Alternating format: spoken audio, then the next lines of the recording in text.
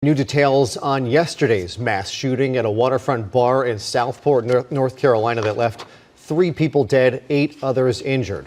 The shooter has been identified as Nigel Edge. He describes himself as a combat veteran suffering from PTSD. He's now being held without bail and is set to make his first court appearance tomorrow. City officials say he was on a boat traveling on the Cape Fear River when he allegedly opened fire on the American Fish Company. Police say he then escaped up the intracoastal waterway where Coast Guard crews made an arrest. Investigators called it a highly premeditated attack by a lone wolf. All right, well, let's talk about it. So there was a mass shooting that happened in a Riverside bar, which I believe was in North Carolina, I believe so. And 3 people lost their lives. And tons of people were calling it PTSD. Tons of people were calling it a lone wolf. Me personally, I don't think this is PTSD. I think this was premeditated murder. I think this was a disgruntled bar patron that came back and shot the bar up from a boat. Now, you guys, this one is a wild story because the guy that did all of this is actually a military veteran that actually specializes in sniping. So this guy knew what he was doing. He had all the equipment and gear to do it, and he pulled off a mass shooting. You guys, make sure you drop a like on this video because I want to talk about it. I definitely want to talk about it. There's a lot to talk about, and there's a few clips we're going to go through. Subscribe if you want to see more. But we'll dive into the next clip that I have. Good morning. My name is Todd Coring. I'm the police chief for the city of Southport. First, this morning, I want to start off by saying that our prayers are with the families and the victims of this tragedy that we've had that occurred early this morning. So our thoughts and prayers remain with them and everybody that's been affected, our community, and those that were at the establishment when this unfolded. I want to also thank the outpouring of support that we've received from all of our law enforcement partners and community partners from across the state, for that matter. Behind me, you'll have remarks briefly from Sheriff Chisholm, Brunswick County Sheriff's Office, SBI Chris Brenzel, District Attorney John David, Chief Morris with the Oak Island Police Department, and Jenna Early, the first assistant with the District Attorney's Office. They're behind me today to try to be here to answer any questions we may have or talk this through this morning. So I want to start off on Saturday, December 27th, 2025 at approximately 9:30. Members of the Southport Police Department were dispatched to cause of shots fired with multiple injuries at the American Fish Company at 150 Yacht Basin Drive here in Southport. Reports came in rapidly of a boat sitting in the waterway. Reports of a subject shooting multiple patrons of the establishment. Unfortunately, 3 were wounded fatally. We have 5 injured that are at area hospitals still receiving care. The boat fled the ICW toward the Oak Island Bridge. Shortly after 10 p.m., the Coast Guard observed a single individual matching the description of the shooter loading their boat at a public boat ramp in the area of Northeast 55th Street on Oak Island. Coast Guard crews detained the suspect, who was held at the Oak Island Police Department before being turned over to several members there, including the Southport Police Department, Brunswick County Sheriff's Office, Marine Fisheries, and the Oak Island Police Department. Also the SBI that were assisting us in these various locations. Suspect is a now Max Edge. He's been arrested and charged with 3 counts of first-degree murder, 5 counts of attempted first-degree murder, and 5 counts of assault with a deadly weapon with intent to kill, inflicting serious injury. There are additional charges pending. This is still a very active investigation, but there's a couple of things that I want to point out to you today before I turn it over to some of these individuals behind me. Some facts that we have at this time is that we believe that this was a targeted location. We appear that he acted in what we call a lone wolf. He acted alone. This is highly premeditated from what we're seeing at this time, and we feel there are no other threats to our community, that we do have someone in custody. So that's what's important, that I want the community to know, that we do have someone in custody, and we feel like we have no other threats this time. Still a very active investigation. I want to point that out. We're asking that anyone who was at the establishment last night, those who may have been at the establishment on Friday night, to call our office, the Southport Police Department, at 910-457-7911. Again, when we arrived last night, it was a very chaotic scene. We had people that had fled the scene before officers were arriving. We did have some injured that walked into our local hospital here on Howe Street. So we are still trying to get these folks in. We need to talk to them.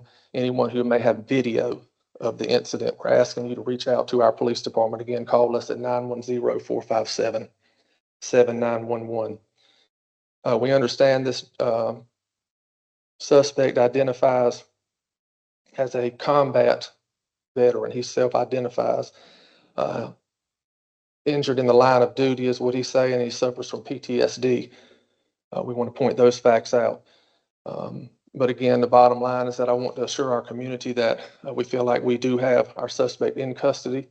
And again, we're asking for your assistance. So those are two of the things I want to make sure and reiterate before I turn the microphone over to Sheriff Chisholm. So there's a little bit of a double-edged sword here, right? So the suspect self-identifies as a military veteran or combat veteran that was shot in the head, shot in the shoulder, shot in the arm. He was shot about 5 times, right? So a lot of people were saying that, maybe he just had a mental breakdown and started shooting, right? But it just doesn't make any sense because you don't wake up that day, you don't load your boat onto your truck, onto a trailer. You don't go grab a rifle and drive it all the way out to the lake and unload your boat slowly and load your rifle on the boat and go out onto the water and then start firing at people. If you have a PTSD or a mental breakdown, it usually happens and it's instant, It's like you can't really control or help, because I understand. I have family members that have PTSD from the military. So I understand it's not something that is going to lead you on this path to destruction.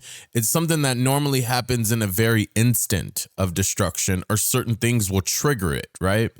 So this guy grabbing a rifle, taking it from home onto a boat, then driving the boat to a certain location, then opening fire is not PTSD. Please call our office if you have any videos or if you were there last night and we have not talked to you. We've been talking to multiple people. Again, we've had an outpouring of support from multiple agencies. Some 60 to 80 officers were here last night helping us, and we have still a lot of folks here that are continuing with its investigation. So at this time, I'll turn the mic over to Sheriff Chisholm. Good morning. As Chief Cord mentioned, our hearts and prayers and thoughts go out to the family of the victims of this tragic incident. We stand with Southport PD. This is a place that I grew up, so it's a place that I hold near and dear to my heart, like many people in this room. And I want all of you in this room, I challenge you, do not let this define Southport. You have great men and women standing behind me. I am so proud of my coworkers and Southport PD, the SBI, all the federal partners, Oak Island PD, everybody that came and responded and came together to get this guy in custody so quickly. I am very proud of them, and my heart goes out to them because they were here that had to see this. Just know that we have all of our resources and they're available to Southport PD. And I just want to thank all the partners that were there last night and the ones that are here today, and for their quick response and just the quick end to this tragedy. Thank you.